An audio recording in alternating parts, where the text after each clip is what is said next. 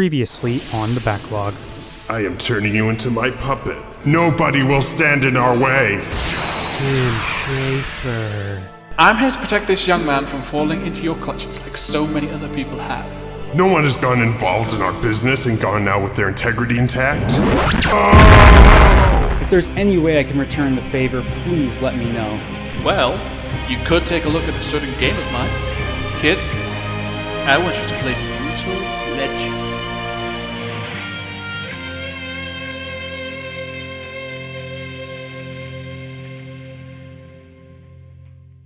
I've been more than aware of Brütal Legend since its release, mainly because of how the advertising presented it as a high fantasy action game set in a world based on the musical genre of metal. Let me hear it for Eddie Riggs. Hell yeah. Slaying demons with hot rod sticks. Hell yeah. Let me hear it for the sweet South Bay. Hell yeah. Let me hear it for a world of rock. Hell yeah. Let me hear it for this massive. Give it up for sexy nuns. Get it down with winking tongues. Winking true, it's checks on checks. Welcome to hell yeah. Rated M for mature. It was released in October of 2009, published by Electronic Arts for the Xbox 360 and PlayStation 3. After the rights reverted to Double Fine, the game's developer, it was put on PC, as well as Xbox Live Games on Demand. I'll be playing the digital version for the Xbox 360, since it was actually published by Double Fine and EA had no involvement in it. Okay. Don't say a word. Just keep walking, real casual, okay? Let's do this. Upon starting the game, we're greeted by Jack Black showing us a very specific record in a music store. The record itself seemingly has no origin, but it at least presents a nice framing device for the events of the game, even if it's never mentioned again. Yes! Here it is. Because what I hold in my hand is not just gonna blow your mind, it's gonna blow your soul. Go ahead. Open it. If you dare. Not today, man. Maybe someday, but not today. Our protagonist is Eddie Riggs, voiced by Jack Black. He's a roadie for the second wave of American tween melodic rap metalcore band Cabbage Boy, or SWATMERM for short. Hey, Riggs, sorry I smashed your guitar last night. When are you gonna build us, like, a new set? Maybe you could build us something that would speak more to our tween demographic. I don't like the members of Cabbage Boy. Oh well. Maybe their music will be decent. Do you people want to hear some heavy metal?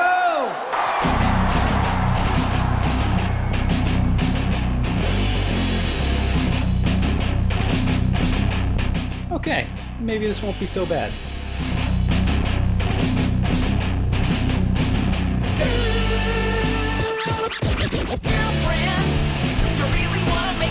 Oh my God, it's like the Beastie Boys and Linkin Park had a baby, and it had a bastard child with the late-term aborted child of Asking Alexandria and Bring Me the Horizon. Fucking hell, this is awful! And they would probably be just as successful in the real world as they are in the game, but with the same tasteless audience of middle schoolers. I can fix anything, except that. Metal is dead. And Cabbage Boy dug it a shallow grave. I told you not to climb on that, you stupid mother! What? From time to time, Brütal Legend may need to utilize strong language in order to accurately portray the authentic roadie experience. The authentic roadie experience. Well, I am a stickler for authenticity, especially when there are a few F-bombs dropped here and there. Fucking piece of shit! Please let him fall. Yes! Please! No, Eddie moves in to save the little prick while also sharing a bit of an inner monologue about what it means to be a roadie. A good roadie knows his whole job is to make someone else look good. Help someone else do what they were put here to do. A good roadie stays out of the spotlight. If he's doing his job right, you don't even know he's there. Then before you even realize he was there, or what he did, he's gone.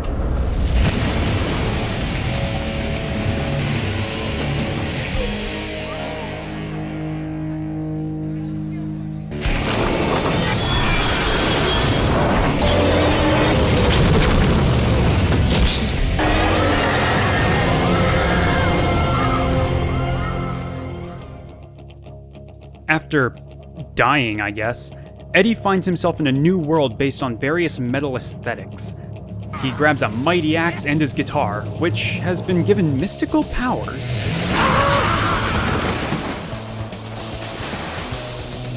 He doesn't really seem to mind it all too much. Instead, he sort of jokes about it. Alright, nice try, lady. I'm supposed to think you're a nun, but I know you're really some kind of big ugly demon, so let's have it. Aha! I knew it! Big ugly demon. Genre savvy. Eddie meets a girl named Ophelia not long after he wakes up and constructs a car from parts which rose from the ground after playing a solo called the Relic Razor. Is it a minecart? I call it the Druid Plow. Let me show you how it works. What you do, you slam it into goo, hoo, hoo, hello. Looks like it's working already. Ophelia leads Eddie to Bladehenge, home base of a resistance group led by a man named Lars. Lars tells Eddie that an evil emperor named Diviculus and his right-hand man General Lionwhite have been terrorizing the land for some time, and have taken their men to slave away in mines and their women to be cooped up in a pleasure tower. We also learn that Eddie may be the subject of a prophecy. Can we get back to the part where you were summoned here from another world? Oh yeah, by this little guy here. You were brought here by Ormagodon, the eternal fire beast? Yeah, I accidentally got a little blood in its mouth and it totally went nuts on me. There are those who speak of a day when Ormagodon the fire beast shall bring a warrior into this world. To destroy us. To deliver us. There is some dispute about the translation, but having met you, I can tell that you are here to help us. To lead us. To wage war against the demons. To liberate humanity. Hell yeah! Eddie decides to become the official roadie of the Resistance, and vows to build up their army, later called Ironhead, with an E on the end, so people know we're not messing around. In order to liberate them all from General Lionwhite and Emperor Diviculus, and that basically outlines the plot for the game. Brütal Legend's gameplay starts off as being a simple, if bare bones, hack-and-slash action game. Eddie can use his axe for melee attacks and his guitar to electrocute or ignite enemies aflame. He can also use a ground pound move called the Earth Shaker, which essentially gets groups of enemies off of your ass for a short time. It's nothing complex, but it's satisfying. As you progress, however, the game teaches you how to command your troops in battle, telling them where to go, to attack, to stop, to follow. Slowly, the game goes from being a hack-and-slash game to an action RTS? Yeah, you eventually learn about utilizing fans and merch booths to bring troops into large stage battles, where your objective is to take the enemy's merch booths and fans, and ultimately destroy their own stage. I say action RTS because later, Eddie learns that he's become a half-demon, and during stage battles, he's able to fly over the battlefield to command the troops. But he's also still able to come down to the ground and beat up enemies like it was still a standard hack-and-slash, but now mixed in with a bit of Dynasty Warriors. You can get combat and car upgrades from motor forges, which you open up using the Relic Razor solo. The proprietor of the motor forges is Ozzy Osbourne? Oh, I'm nobody. I'm just a guardian of metal. Oh, wow, great. Yeah, there are a host of musicians from various genres of metal who cameo in this. Ozzy, for example, is the Guardian of Metal, who not only gives you upgrades in exchange for fire tributes, but he also gives you a bit of insight into this world. For instance, did you know that this world was once ruled by an ancient race of titans? They took every part of that old fire beast. They took his blood, his fire, his steel flesh. They even took his scream, and they made that car there, and a million other things, including music. Fucking beautiful music, man. And when they rose to the heavens and became gods, they left instructions behind. How to make cars, music, the whole deal. Do you think anybody noticed? Nah. Bunch of wankers. No one figured out any of it. Until you, whoever you are. So, you must be somewhat worthy of the gods' favor, I suppose. Fire tributes are earned by appeasing the gods, which is done by completing story chapters and side quests scattered throughout the world. Other cameos in this include Lemmy Kilmister from Motorhead as the Great Healer the Killmaster, Rob Halford as General Lionwhite, and Lita Ford as Rima. In the overworld, you'll be able to find various relics that need to be raised, including tab slabs, which unlock new guitar solos that let Eddie use new abilities. For example, one of them lets you call in Eddie's car, the Druid Plow, at practically any time. Now, with all of those elements in place, how does the game play? Well, even though it seems to be just a hodgepodge of different things from different genres just sort of duct-taped and super-glued together, it feels good, natural even. I'm surprised. Switching from an overhead type of view to the ground to fight alongside your troops is quick, seamless, and incredibly satisfying. While Eddie's moveset is upgradable at the Motor Forge, most of his basic techniques are able to assist your army in the slightest way that can ultimately turn the tide of battle. On the RTS side, though, it falls a bit flat. Not because it isn't fun, because it is, but because of being fairly bare bones. The only upgrades that can be done are to your stage, which allow you to send in better units, and to your basic troops, the Headbangers, which are standard infantry, Razor Girls, which are ranged infantry that can royally fuck shit up, and the Thunderhogs, which heal your units. Ultimately, though, a stage battle will come down to assemble big army, then attack. There are special units that have advantages over certain other kinds of enemies, but I swear that only applies half the time. More on that later, though. Eddie, however, in addition to his own attacks, can team up with any given unit for a unique double team attack which varies from unit to unit.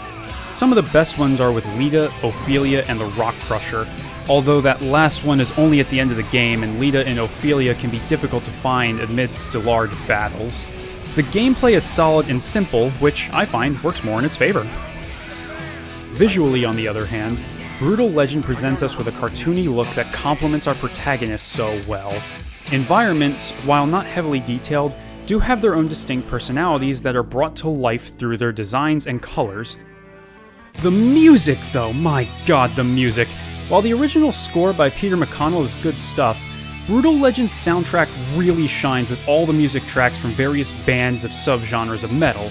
Everything from glam metal to black metal is here, and every track was handpicked by Tim Schafer himself.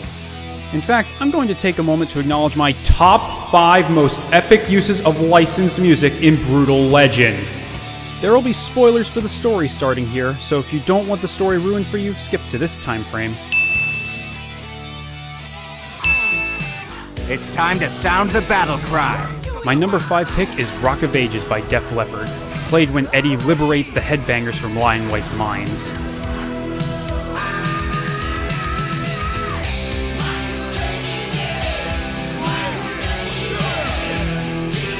Yeah! Screw this place! Yeah! Let's get out of here! Metal!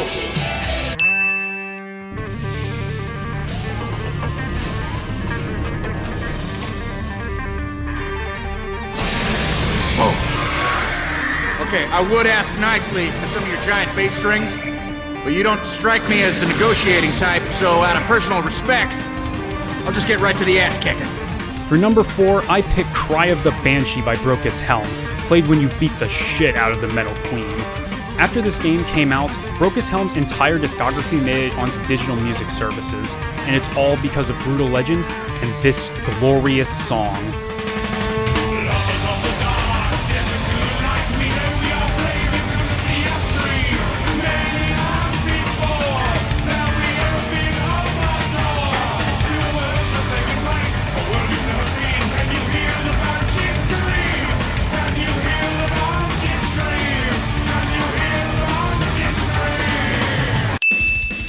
Is that even a word for a creature such as you?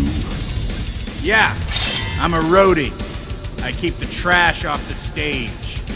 Coming in at number 3 is Painkiller by Judas Priest, set oh so wonderfully to the final battle with Diviculus.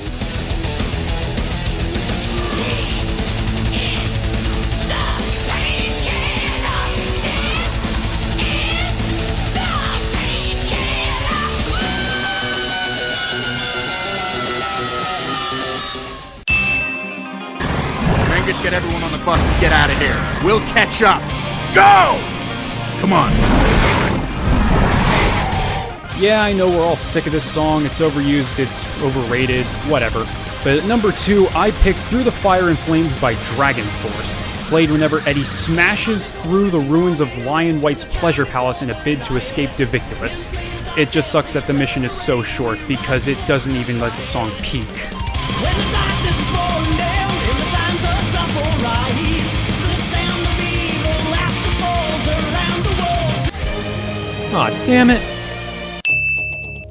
Hey, I'm not your master. No, you are not.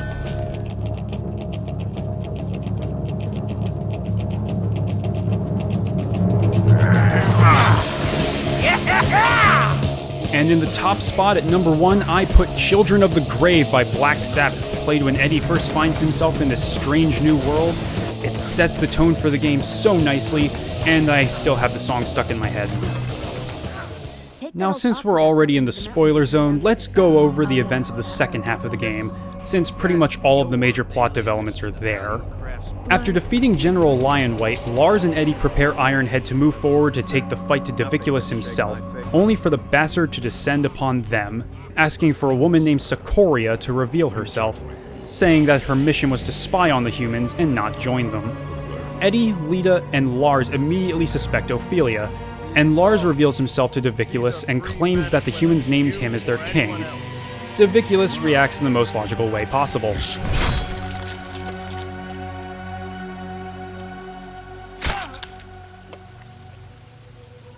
It seems I had less to worry about than I thought. After escaping the flying gimp, Eddie confronts Ophelia about the identity of Socoria, and Lita reveals that Ophelia's parents were part of the Black Tear Rebellion, chastising her as a traitor for spying on them for Diviculus. Ophelia is unable to defend herself, and she's left behind. Ironhead holes up in the mountains for a few months and are attacked by the Drowning Doom, a faction of humans who drank from the Sea of Black Tears. Now is probably the most appropriate time to say, fuck the Drowning Doom! Seriously, these units feel almost invincible at times and often come off as just plain cheap. The Drowning Doom are led by Ophelia, or rather, drowned Ophelia, having drunk from the Sea of Black Tears and plans to kill Eddie for breaking her heart. On their quest to find Ophelia and defeat her before taking down Diviculus, Ironhead come across the Zalia, a tribe of warrior women, and have them join their army. It's also at their temple where we learn that Eddie's father had been to this world before, and is revered by the Zalia as the great hero Ragnarok.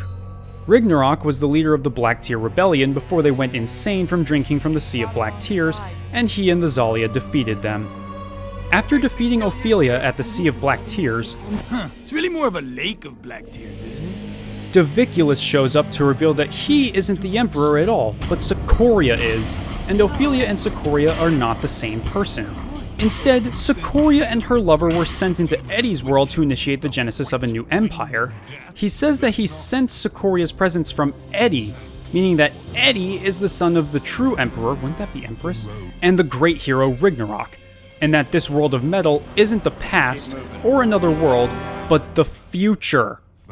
Also, it turns out that Eddie's axe is his mother's. Diviculus then rips out Ophelia's heart. Why? For the Evals. Oh, please. That was nothing compared to what you did to her. So you have a stage battle against the Tainted Coil. Eddie takes the fight to Diviculus himself and defeats him in a way that I can only describe as gloriously satisfying.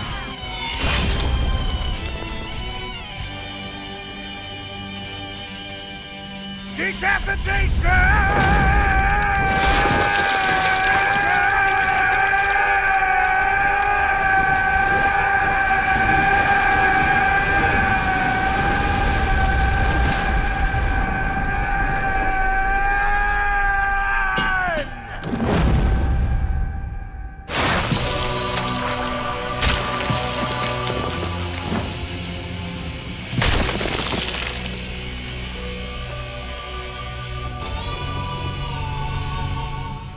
Eddie falls into the Sea of Black Tears and finds Ophelia, alive but comatose, and saves her life.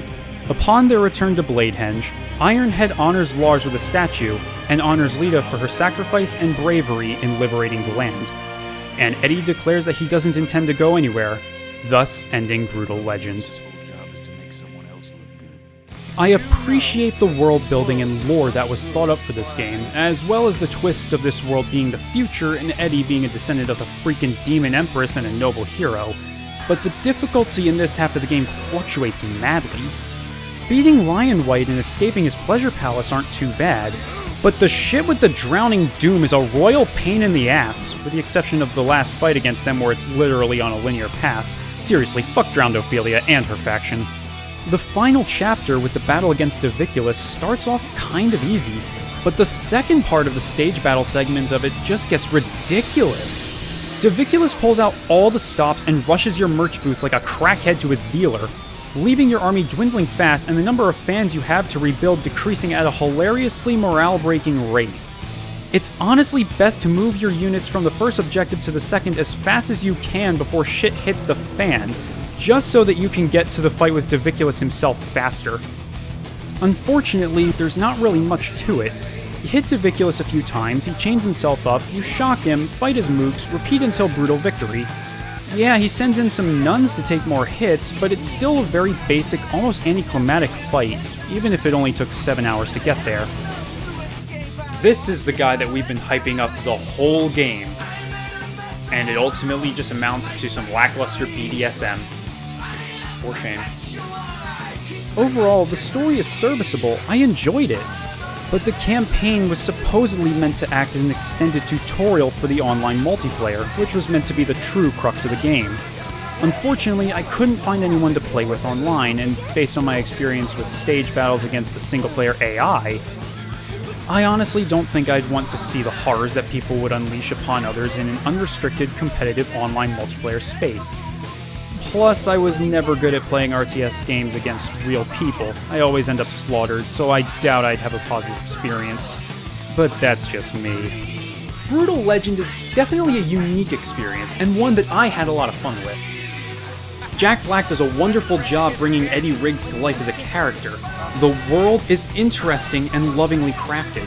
The gameplay is an interesting mix of hack and slash and real-time strategy, and it's topped off by a magnificent soundtrack and good writing. Whoa, sorry. Did you know those dudes? Dude, how about this? How about you take off your fucking diaper, lay down your little baby foo-foo, and go do your fucking job right now? Dude, not cool. I wear this thing so I don't have to stop the bus to take a leak. These performers, they don't even have to tune their own instruments? Nah, that's our job. The roadies. The rock star's job is just to deliver the audience to the promised land of rock. Fascinating. It's time to sound the battle cry. Have you been looking at my sword?